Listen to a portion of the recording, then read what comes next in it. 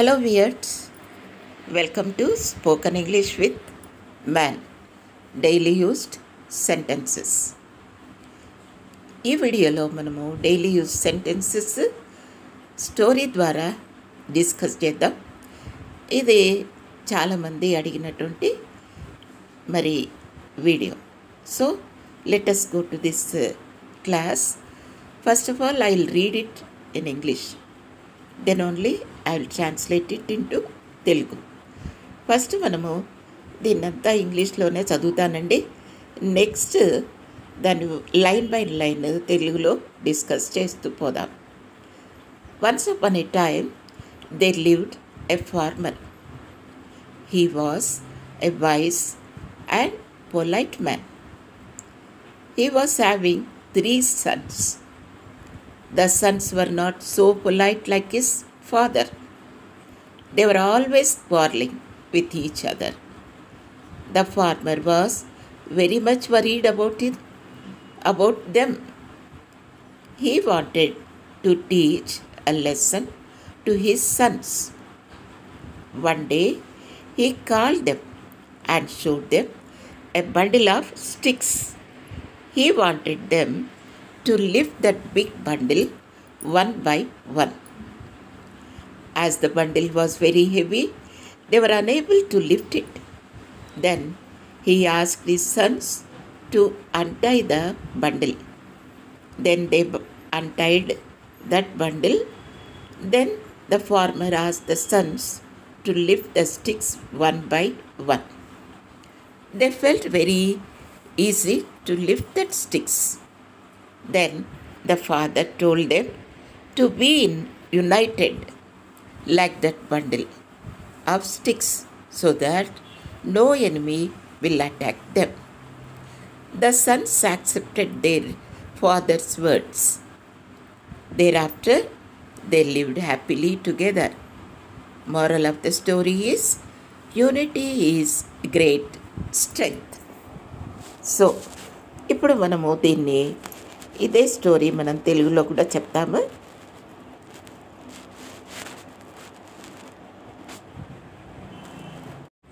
ఇప్పుడు మనం ఒక్కొక్క సెంటెన్స్ చదువుతూ వెళ్దాము. Once upon a time there lived a farmer. Once upon a time అంటే ఒకానొక సమయంలో. దేర్ లివ్డ్, ఇక్కడ లివ్డ్ అని ఉండాలి, లివ్ కాదు, లివ్డ్ ఏ ఫార్మర్, ఒక రైతు నివసిస్తూ ఉండేను. He was a wise and polite man. అతను ఒక జ్ఞానవంతుడు, సౌమ్యుడు కూడా. పొలైట్ అంటే సౌమ్యంగా ఉండడాన్ని పొలైట్ అంటాం. Polite man also. He was having 3 sons. అతనికి 3 కుమారులు ఉండేవాళ్ళు. He was having 3 sons. అతనికి 3 కుమారులు ఉండేవాళ్ళు. They were not like their father. వాళ్ళు వాళ్ళ తండ్రి లాంటి వారు కారు. వాళ్ళ నాన్న ఎలాంటి వాడు? He was a wise and polite man. But these children are not like his father. They were not like their father. వారు వారి తండ్రి లాంటి వారు కారు. దేర్ అంటే THEIR, దేర్ అంటే వారి యొక్క అని. ఓకే, సో ఇక్కడ దేర్ అంటే ప్లూరల్ కదా, మరి ఇది 3rd person. సరే, అదే ఐకి ఎలా మాట్లాడతాము? మైన్. యువర్స్, 2nd personలో యువర్స్ అంటారు. 3rd personకి వచ్చినప్పుడు హర్ అంటాం, అంటే ఆమె యొక్క. ఇట్స్ అంటాం, ఇట్స్ అంటే దాని యొక్క. హిస్ అంటాం, హిస్ అంటే అతని యొక్క. ఇక్కడ దేర్ ఫాదర్ అంటే వాళ్ళ ఫాదరు అని, వాళ్ళ తండ్రి అని. So they were not like their father. They were always quarrelling with each other. They were always quarrelling with each other. With each other అంటే ఒకరితో ఒకరు అని. వారు ఎప్పుడూ ఒకరితో ఒకరు గొడవ పడుతూ ఉండేవాళ్ళు. దే వర్ ఆల్వేస్, ఆల్వేస్ అంటే ఎప్పుడు, ఎల్లప్పుడు అని. క్వారలింగ్ విత్ ఈచ్ అదర్ అంటే ఒకరితో ఒకరు కొట్లాడుతూ ఉండేవాళ్ళు. మరి విత్ ఈచ్ అదర్ అనే ఎలా మాట్లాడతాము? దే వర్ నాట్ ఎగ్జాంపుల్ చెప్తున్నాను. They are not talking with each other అంటాం. అంటే వాళ్ళు ఒకరితో ఒకరు మాట్లాడరు అని అంటాం. అలాగా. సరే, ఇప్పుడు వారు ఎప్పుడు ఒకరితో ఒకరు గొడవ పడుతూ ఉండేవాళ్ళు. Next, the farmer was very much worried about them. Farmer ఎలాగ ఉండేవాడు? వాళ్ళ గురించి చాలా బాధపడేవాడు. He was very much worried about them. వాళ్ళ గురించి చాలా బాధపడేవాడు.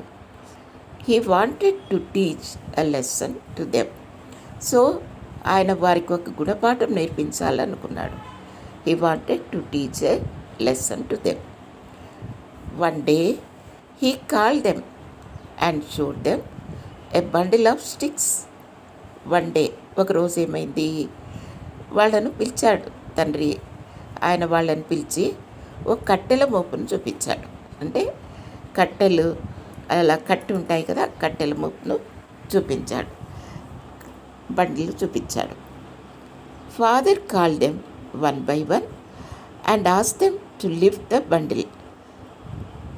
తండ్రి వారిని ఒక్కొక్కరిగా పిలిచి ఆ కట్టెల మోపును ఎత్తమని చెప్పాడు. అంటే దాన్ని మీరు పైకి లేపండి, మోయండి అంటే ఎత్తమని చెప్పాడు. లిఫ్ట్ అంటే ఎత్తడం. So father asked them one by one, ఒకరి తర్వాత ఒకరు. వన్ బై వన్ అంటే ఒకరి తర్వాత ఒకరు. ఓకే, టీచర్ ఏమంటారు స్టూడెంట్స్ని? Stand up and read the lesson one by one అంటారు. పిల్లలు లేచి ఒకరి తర్వాత ఒకరు పాఠం చదవండి అంటారు కదా, అది ఎగ్జాంపుల్. ఓకే, సరే. నెక్స్ట్ ఏమైంది? As the bundle was very heavy they were unable to lift that bundle. As అంటే అలాగైనప్పుడు అని. As the bundle was very heavy they were unable to lift that bundle. కట్టెల మోపు చాలా బరువుగా ఉన్నందున వారు దాన్ని లేపలేకపోయారు. యాజ్ అని ఎక్కడ ఉపయోగిస్తాము అంటే ఎగ్జాంపుల్ చెప్తున్నాను నేను ఇక్కడ. As it is far away from here we are unable to walk. ఈ ఆ ప్లేస్ చాలా దూరంగా ఉన్నందున, యాజ్ అంటే ఉన్నందున, అది ఆ కారణంగా అని అర్థం. So as the bundle was very heavy they were unable to lift that bundle. Bundle చాలా హెవీగా బరువుగా ఉన్నందున వారు దాన్ని లేపలేకపోయారు. యాజ్ అనేది అక్కడ అలాగ ఉపయోగిస్తాం. As he is old is unable to walk. అతను పెద్ద ముసలివాడు కనుక అతను నడవలేకపోతున్నాడు అని అంటాం. అలాగా. As I'm suffering from fever I cannot attend the classes. నేను ఫీవర్తో ఉన్నాను కాబట్టి ఆ కారణంగా ఈ కారణంగా అని చెప్పేటప్పుడు యాజ్ అని ఉపయోగిస్తాం కదా. సో నెక్స్ట్ ఏమైంది? They are unable to lift the bundle. Then he asked his sons to untie that bundle. Untie అంటే విప్పడం. Then he asked his sons to untie. అంటైకి ఆపోజిట్ ఏంటి? Tie. So then he asked his sons to untie that bundle. అప్పుడు ఆయన తన కొడుకులతో ఆ కట్టెల మోపును విప్పమన్నాడు. అంటైడ్ ఇక్కడ. So then they untied that bundle. అప్పుడు వారు ఆ కట్టెల మోపును విప్పారు. The father asked the sons to lift the sticks one by one. అప్పుడు ఆ రైతు తన కొడుకులతో ఆ యొక్క కర్రలను ఒక్కొక్కటిగా ఎత్తమన్నాడు. They felt very easy to lift that sticks. వాళ్ళు ఎలా ఫీల్ అయ్యారు? ఆ కర్రలు లేపడానికి వారికి సులువు అనిపించింది. They felt very easy. వాళ్ళకు చాలా ఈజీ అనిపించింది. ఫెల్ట్ అంటే ఫీల్కి past tense felt. They felt very easy to lift that sticks. Then the father told them to be united like that bundle. అప్పుడు తండ్రి వాళ్ళతో ఏమన్నాడు? అప్పుడు తండ్రి వాళ్ళతో ఆ కట్టెల మోపులాగా మీరు కూడా కలిసిమెలిసి ఉండాలని చెప్పాడు కదా. So again that father told them that if they were united, no enemy could attack them. Again, that father told them that if they were united, no enemy could attack them. వాళ్ళు కలిసిమెలిసి ఉంటే వాళ్ళని ఏ శత్రువు వారి మీదకి రాలేడని వారి తండ్రి వారితో చెప్పాడు. Sons accepted that the father's words. కుమారులు తండ్రి మాటను అంగీకరించారు. యాక్సెప్ట్ అంటే అంగీకరించడం. So sons accepted the father's words. Thereafter there lived happily together. Thereafter అంటే ఏంటి? అప్పటి నుండి. దేర్ అంటే అప్పుడు, అక్కడ అని అర్థము. అక్కడి నుండి అని కూడా చెప్పొచ్చు. సో దేర్ ఆఫ్టర్ అంటే అక్కడి నుండి వారు కలిసి సంతోషంగా జీవించారు. సరే, మోరల్ ఆఫ్ ద స్టోరీ ఏంటి? Unity is great strength. ఐకమత్యమే మహాబలము. అది కదా మనం తెలుగులో అంటాం, ఐకమత్యమే మహాబలము. సో మీరు ఈ స్టోరీ రీడింగ్ మీకు చక్కగా అర్థమైంది కదా. ఏ సెంటెన్స్ ఎక్కడ ఎలా వాడాలో చూసాం మనము. So please like, share and subscribe. Thank you. All the best.